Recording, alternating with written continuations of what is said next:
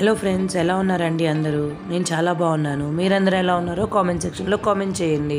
ఈరోజు నేను simple, tasty and ఫాస్ట్గా అయిపోయి వెజిటేబుల్ బిర్యానీని ఎలా చేయాలో చూపిస్తున్నానండి. మీ దగ్గర టైము, ఓపిక లేని రోజున మీరు బిర్యానీ తినాలనుకుంటే ఇలా ట్రై చేసి చూడండి ఒకసారి. మరి లేట్ చేయకుండా రెసిపీని చూసేద్దాం రండి. ఈ వెజిటేబుల్ బిర్యానీని చేయడానికి నేను ఇక్కడ 2 పెద్ద సైజు ఉల్లిపాయలు, 2 క్యారెట్లు, 3 బంగాళదుంపలు, 2 టమోటా అండ్ 2 పచ్చిమిర్చిల్ని తీసుకుంటున్నాను. మీరు కావాలంటే ఇంకా దీంట్లోకి చాలా వెజిటేబుల్స్ని తీసుకోవచ్చండి. మీకు కావాలంటే క్యాలీఫ్లవర్, పచ్చి బఠానీ అవి కూడా వేసుకోవచ్చండి వీటిల్లోకి. నెక్స్ట్ నేను ఇక్కడ నార్మల్ రైస్ని యూజ్ చేస్తున్నానండి. మీరు బాస్మతి రైస్ కూడా తీసుకోవచ్చు. నేను ఇక్కడ రైస్ క్వాంటిటీని 4.5 కప్స్ దాకా తీసుకున్నానండి. మీరు సేమ్ క్వాంటిటీలో బాస్మతి రైస్ కూడా తీసుకోవచ్చు. నేను ఇక్కడ ఈ కప్పుతో మెజర్ చేసి వేసానండి రైస్ని. ఇప్పుడు ఈ రైస్ మొత్తాన్ని నీట్గా వాష్ చేసుకుని ఇట్లా ఒక ½ అవర్ దాకా నానబెట్టుకోవాలండి. నెక్స్ట్ ఇక్కడ నేను ప్రెషర్ కుక్కర్ని తీసుకున్నానండి బిర్యానీ చేయడానికి.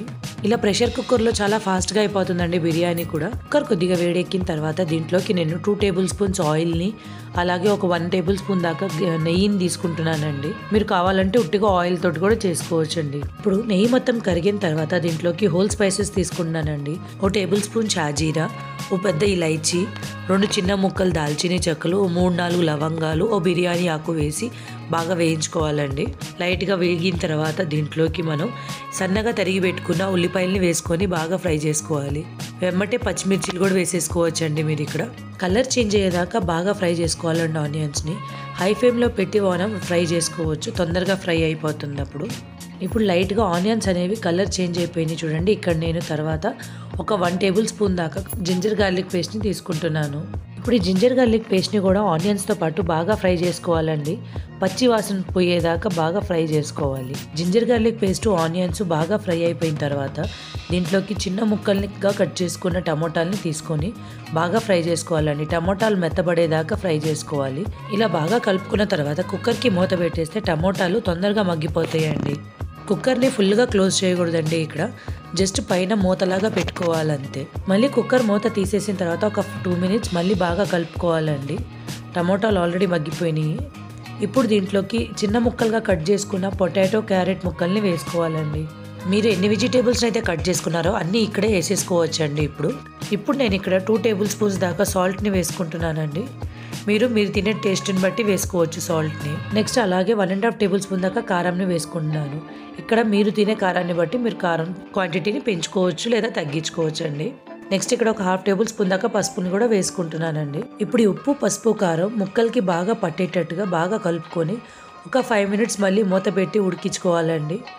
కొద్దిగా ముక్కలు మొగ్గేదాకా మూత పెట్టుకొని ఉడికించుకోవాలి.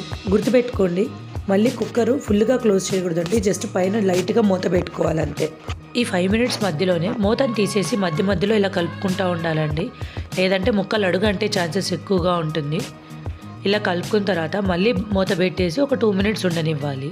ఒక 5 మినిట్స్ తర్వాత మూత తీసి చూస్తే 40% దాకా ముక్కలు అనేవి ఉడికిపోయినాయండి.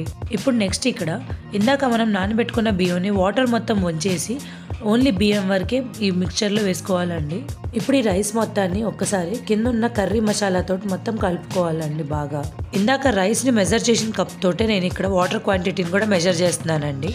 ఇక్కడ నార్మల్ బియ్యం తీసుకోవటం వల్ల నేను 2.5 కప్స్ వాటర్ని తీసుకున్నాను. 1 కప్పు రైస్కి 2.5 కప్స్ వాటర్ని తీసుకుంటున్నాను.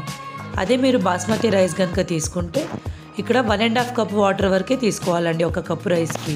ఇక్కడ నేను టోటల్గా 4.5 కప్స్ రైస్కి 11 కప్స్ దాకా వాటర్ని తీసుకున్నానండి. ఈ వాటర్ని రైస్లో బాగా మిక్స్ చేసుకోవాలండి. ఇలా చేసుకున్న తర్వాత ఒక్కసారి సాల్ట్ అనేది టేస్ట్ చేసుకోండి. ఇక్కడ కొంచెం తక్కువ కనుక ఉంటే కొద్దిగా యాడ్ చేసుకోవచ్చండి మనకి తినే టేస్ట్ని తగ్గట్టుగా. నెక్స్ట్ నేను ఇక్కడ 1 టేబుల్ స్పూన్ దాకా బిర్యానీ మసాలాని వేసుకున్నానండి. మీరు కనుక బిర్యానీ మసాలా లేకపోతే గరం మసాలా కూడా వేసుకోవచ్చండి. ఇప్పుడు ఈ మసాలా మొత్తం కూడా రైస్లో బాగా కలిసేటట్టుగా వీడియోలో చూపించినట్టుగా కలుపుకోవాలండి. కలుపుకున్న తర్వాత ఇంకా కుక్కర్కి మూత పెట్టేసి ఒక 3 విజిల్స్ దాకా రానిచ్చి ఆపేయాలండి. హై ఫ్లేమ్లో పెట్టి ఉడికించుకోవాలి కుక్కర్ ఆపేసిన తర్వాత ఆటోమేటిక్గా ప్రెషర్ అనేది తగ్గినివ్వాలండి. ఆ తర్వాత మూత ఓపెన్ చేసుకోవాలి. అంతే అండి, సింపుల్, మన ఈజీ, టేస్టీ అండ్ ఫాస్ట్గా అయిపోయే బిర్యానీ రెడీ అయిపోయింది. చూడండి, రైస్ కూడా ఎంత అస్సలు మెత్తగా అవ్వకుండా పొడి పొడిగా ఎట్లా ఉందో, టేస్ట్ కూడా అంతే అద్భుతంగా ఉంటుందండి బిర్యానీది. ఈ రెసిపీని మీరు మీరు లేదా మీ హస్బెండ్ ఆఫీస్కి వెళ్ళేటప్పుడు మీ లంచ్ బాక్సెస్లో కానీ లేదా పిల్లలు స్కూల్కి వెళ్ళేటప్పుడు వాళ్ళ లంచ్ బాక్సెస్లో కానీ మీరు ఈజీగా ప్యాక్ చేసి వేయచ్చండి. చాలా ఫాస్ట్గా అయిపోతుంది మార్నింగ్ టైంలో ఈ రెసిపీ అనేది. మీకు కనుక నా వీడియో నచ్చినట్టయితే ప్లీజ్ లైక్ చేయండి నా వీడియోని అండ్ నా ఛానల్ని సబ్స్క్రైబ్ చేసుకోండి.